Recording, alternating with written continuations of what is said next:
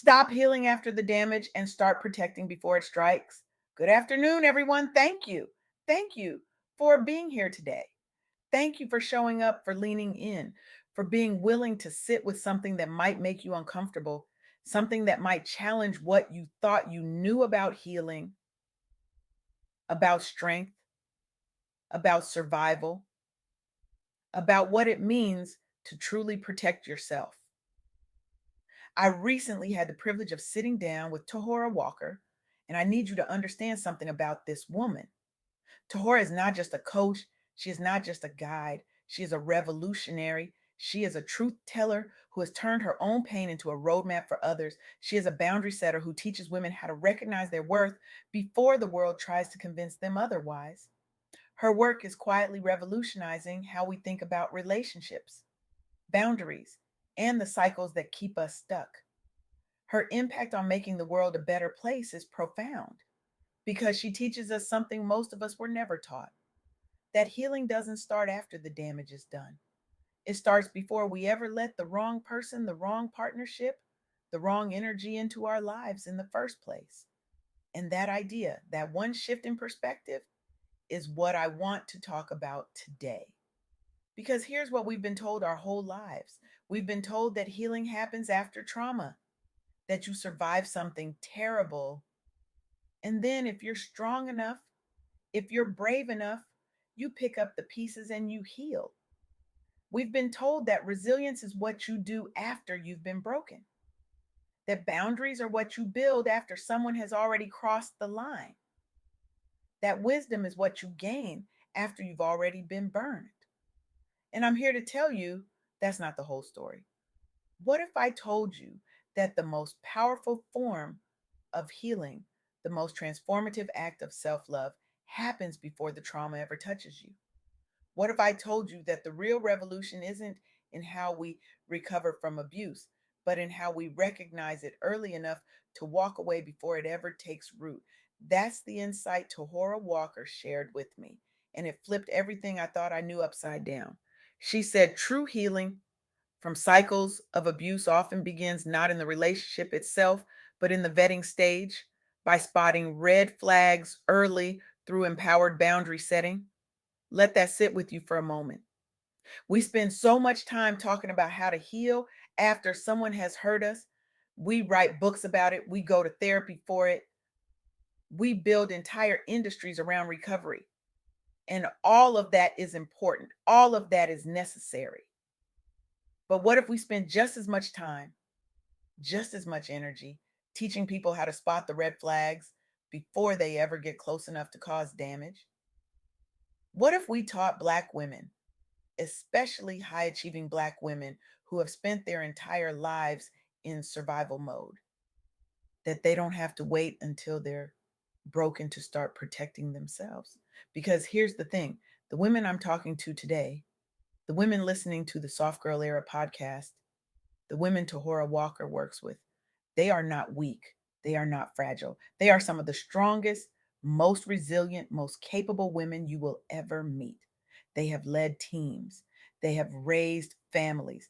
They have held down entire households and communities on their backs. They have survived things that would have crushed other people.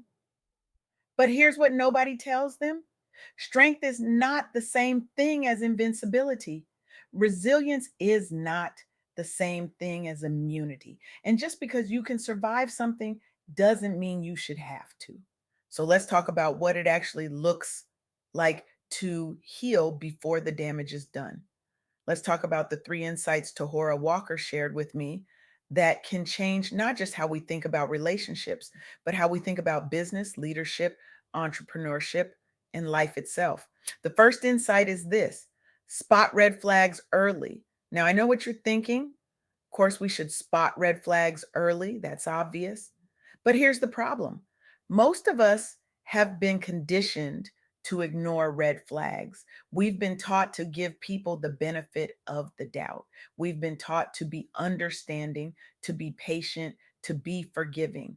We've been taught that if we just love hard enough, if we just work hard enough, if we just believe hard enough, things will get better. And sometimes that's true. but sometimes it's not. Sometimes a red flag is not a warning to try harder, it's a warning to walk away. Tohorah Walker teaches women to recognize manipulation and imbalance before it drains their energy. She teaches them to vet allies the same way they vet relationships. Because here's the truth: the same red flags that show up in abusive relationships show up in toxic business partnerships. They show up in exploitative work environments. They show up in friendships that take more than they give. Let me paint you a picture. Now, imagine a woman. Let's call her Maya. Maya is a brilliant entrepreneur. She's built her business from the ground up. She's poured her heart, her soul, her savings into making her dream a reality. And then she meets someone, a potential business partner, someone who seems charming, supportive, enthusiastic, someone who says all the right things, someone who makes her feel seen, valued, understood. But then the red flags start appearing. Small things at first. They cancel meetings at the last minute. They make promises they don't keep. They ask for more and more of her time, her energy, her resources. Don't, but they never seem to give anything back. And Maya, because she's been taught to be understanding, to be patient, to give people the benefit of the doubt, she ignores those red flags. She tells herself it's just a rough patch. She tells herself things will get better. She tells herself she's being too sensitive, too demanding, too harsh. And then one day, she wakes up and realizes she's been drained financially, emotionally, mentally. She's given everything to someone who never had any intention of giving anything back. And now she has to rebuild. Now she has to recover. Now she has to heal. But what if Maya had spotted those red flags early? What if she had trusted her instincts the first time that person canceled a meeting without explanation? What if she had set a boundary the first time they asked for more than they were willing to give? What if she had walked away before she ever got drained? The National Domestic Violence Hotline has found that boundary setting in the vetting stage reduces abuse risk by 40 to 60% through proactive self awareness. 40 to 60%. That's not a small number. That's not a marginal improvement. That's a life changing shift. So the question is not whether you can survive a toxic relationship or a toxic partnership. The question is, why would you choose to when you could have walked away before it ever got that far? The second insight is this: establish boundaries unapologetically. Now, this is where it gets uncomfortable because we've been taught that boundaries are rude. We've been taught that boundaries are selfish. We've been taught that if we set boundaries, we're being difficult, we're being cold, we're being unkind. But here's what Tohorah Walker taught me: healthy limits aren't walls, they're the foundation for sustainable success. They're what protect your peace amid high stakes professional climbs. They're what allow you to show up fully, authentically, powerfully without burning out. And for Black women, especially Black women who have been taught their entire lives to put everyone else first, to be the strong one, to be the one who holds it all together, learning to set boundaries without apology is a radical act of self love. Because here's the truth: you cannot pour from an empty cup, you cannot lead from a place of depletion. You cannot build a business, a career, a life if you are constantly giving away pieces of yourself to people who do not value what you're offering. Let me tell you about another woman. Let's call her Jasmine. Jasmine is a corporate executive. She's worked her way up the ladder through sheer determination and grit. She's the only Black woman in the C suite. She's the one everyone comes to when they need something done. She's the one who stays late, who takes on extra projects, who never says no. And Jasmine is exhausted. She's burned out. She's running on fumes. But she keeps going because she's been taught that saying no is not an option. She's been taught that boundaries are a luxury she can't afford. She's been taught that if she doesn't do it, no one else will. until one day her body says no for her. She ends up in the hospital, stress induced illness. And as she's lying in that hospital bed, she realizes something. She realized that all those people who needed her, all those people who relied on her, all those people who couldn't function without her, they're doing just fine. They found someone else.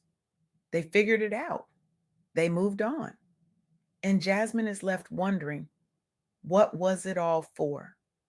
What did she gain by sacrificing her health, her peace, her joy for people who didn't even notice when she was gone? But what if Jasmine had set boundaries early? What if she had said no to that extra project? What if she had protected her time, her energy, her health? What if she had recognized that her worth was not tied to how much she could give, but to who she inherently was? The thing about boundaries is this: they're not about keeping people out, they're about protecting what's inside. They're about saying, this is what I will accept, and this is what I will not accept. And I am not going to apologize for knowing the difference. Because when you set a boundary, you are not being mean. You are not being difficult. You are being clear. And clarity is one of the most loving things you can offer, both to yourself and to the people around you. The third insight is this: heal through cycles of growth. Tohorah Walker teaches that the resilience built through recovering from abuse translates directly to entrepreneurial grit. That the same strength it takes to leave a toxic relationship is the same strength it takes to walk away from a bad business deal. That the same courage it takes to set a boundary in your personal life is the same courage it takes to say no to a client who doesn't respect your time. In other words, healing is not just about recovering from pain.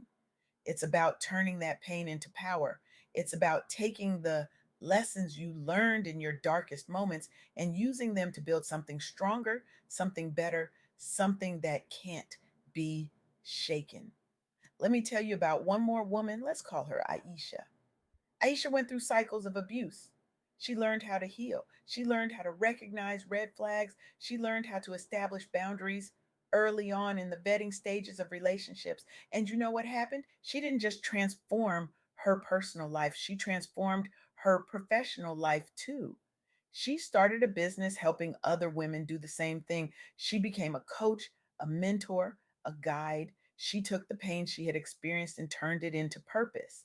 She took the lessons she had learned and used them to empower others. She took the boundaries she had set and taught other women how to set theirs.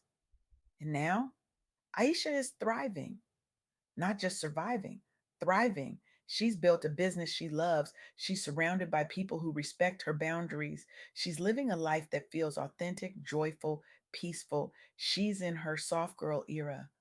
And that's what this is really about. It's not about avoiding pain. It's not about building walls. It's not about shutting people out. It's about choosing yourself. It's about honoring your worth. It's about recognizing that you deserve to be treated with respect, with care, with love, and that you don't have to wait until someone has hurt you to start demanding that. For the women listening to the Soft Girl Era podcast, for the women who are finally choosing themselves, who are finally stepping into their soft girl era, this is what that looks like. It looks like letting go of hustle as identity. It looks like learning to say no without guilt. It looks like setting boundaries without apology. It looks like resting without explanation. It looks like embracing healing, wholeness, softness, and emotional honesty. Because here's the thing: softness is not weakness. Softness is not fragility. Softness is the ability to be vulnerable without being broken. Softness is the ability to be open without being exploited. Softness is the ability to be gentle with yourself while still being fierce in your boundaries. So here's my question for you: what one red flag will you commit to addressing? today in your next professional or personal connection? And how will you enforce your boundary without apology? Because here's the truth, you already know the answer. You already know what that red flag is. You already know what boundary you need to set. You've known for a while now. You've just been waiting for permission. So let me give you that permission.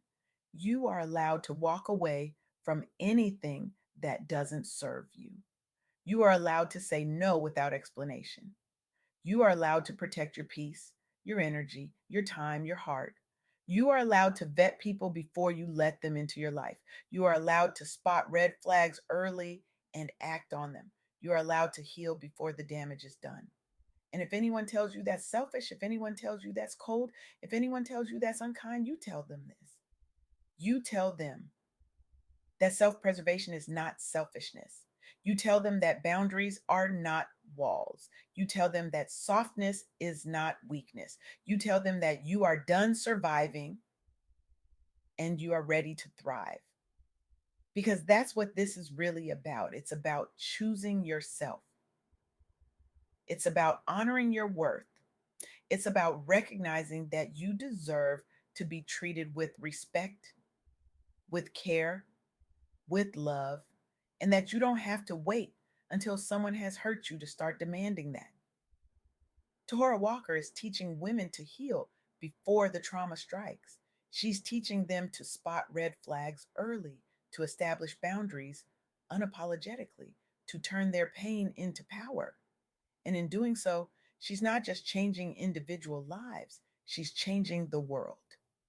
Because when Black women heal, when Black women set boundaries, when Black women choose softness over survival, they don't just transform their own lives, they transform their families, they transform their communities, they transform entire industries. And that's the revolution we need. So I'm going to leave you with this challenge. Walk out of here today and identify one red flag you've been ignoring, just one. It could be in your personal life, it could be in your professional life, it could be in a friendship, a partnership, a business deal. Just one red flag that you've been telling yourself isn't that bad, that you've been making excuses for, that you've been hoping will go away on its own. And then act on it. Set the boundary, have the conversation, walk away if you need to, do whatever it takes to protect your peace, your energy, your worth.